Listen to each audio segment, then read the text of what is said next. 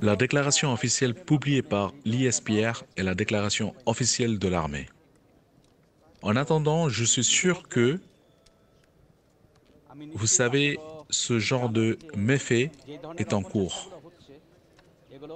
Une organisation comme l'armée du Bangladesh, qui est la fierté de la nation, la fierté du pays, il mène toutes sortes de propagande à propos de cette organisation, de manière à créer une confusion. Je veux vous dire en termes non équivoques que l'armée est une force hautement entraînée et bien motivée. Beaucoup plus intégrée qu'avant, la chaîne de commandement de l'armée est très efficace et chaque membre de l'armée a rejeté de manière haineuse de telles malversations dans le passé, continue et rejette de manière haineuse ce qui existe actuellement et tous ceux qui font partie de notre chaîne de commandement en sont très conscients. Et je tiens à vous assurer que ce genre de méfait dans l'armée ne concrétisera pas seulement dans notre chaîne de commandement. L'armée respecte la Constitution du Bangladesh, s'engage à faire respecter la Constitution du Bangladesh et fidèle au gouvernement du Bangladesh. Et nous sommes toujours prêts à nous conformer à tout ordre du gouvernement du Bangladesh et nous avons la responsabilité constitutionnelle de régler tout problème, qu'il soit interne ou externe au Bangladesh. Je pense donc qu'il n'y a aucune raison de s'inquiéter à ce sujet. Des questions ont été soulevées au sujet de votre famille. Nous l'avons vu. Quelle est votre déclaration à ce sujet dans ce rapport?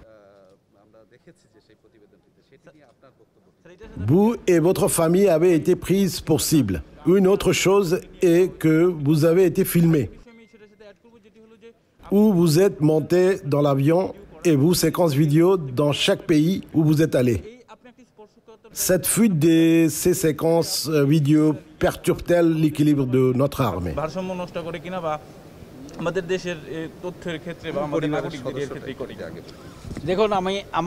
Écoutez, on m'a posé 3 questions, je vais répondre une par une.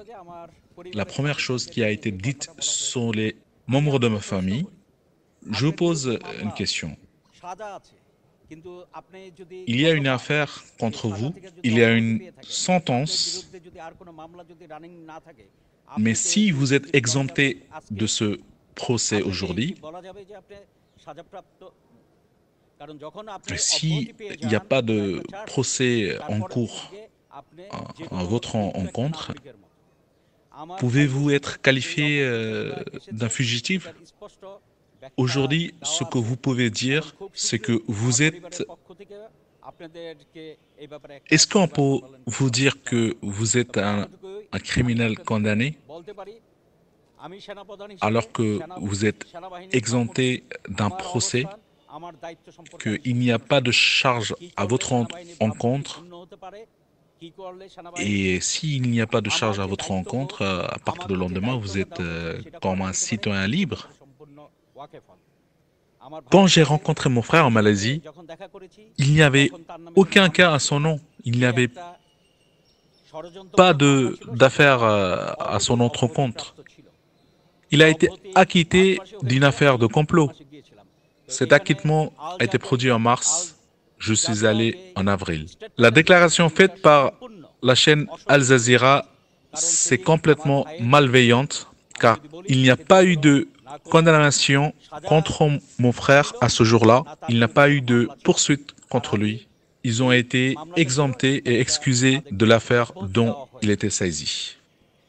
Et la deuxième chose est des différents moments, la même chose que vous avez dite lors de mes voyages dans différents pays. J'ai été filmé. À ce propos-là, en tant que chef d'armée, je pense que je serai en qualité, je suis en qualité officielle, puisque ma sécurité est officiellement assurée. Par le pays hôte. Et à ce sujet, je ne pense pas que j'ai besoin de sécurité supplémentaire. Et je ne pense pas qu'il soit approprié d'utiliser le protocole officiel lorsque je suis en visite privée, peut-être pour rendre visite à une famille ou mes proches en transit. Je pense que c'est un gaspillage et je ne devrais pas faire.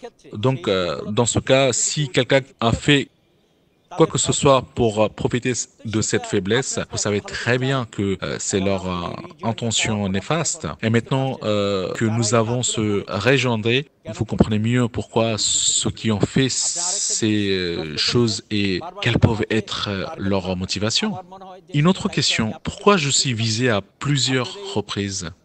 Je vous laisse la responsabilité. Vous comprenez pourquoi l'armée du Bangladesh et le chef d'état-major de l'armée sont visés? Parce que le chef d'état-major de l'armée a été nommé par le premier ministre du gouvernement du Bangladesh.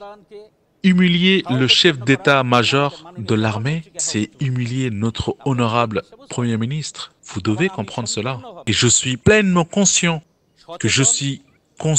du fait que si jamais à cause de moi, mon organisation institutionnelle, l'armée bangladaise et notre gouvernement ne devraient en aucun cas être gênés ou contestés. La preuve de ce que vous entendez et ce qu'ils peuvent peut-être le faire en insérant du copier-coller d'autres choses à partir d'endroits différents, mais ils n'auront pas cet objectif. Et vous leur avez déjà répondu par le biais de votre stylo. Et pour cela, je vous en suis reconnaissant.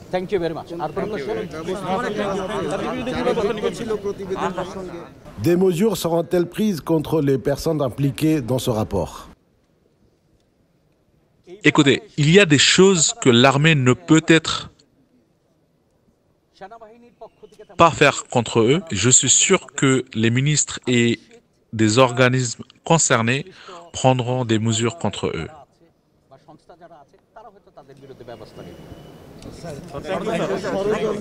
Rien d'autre, merci.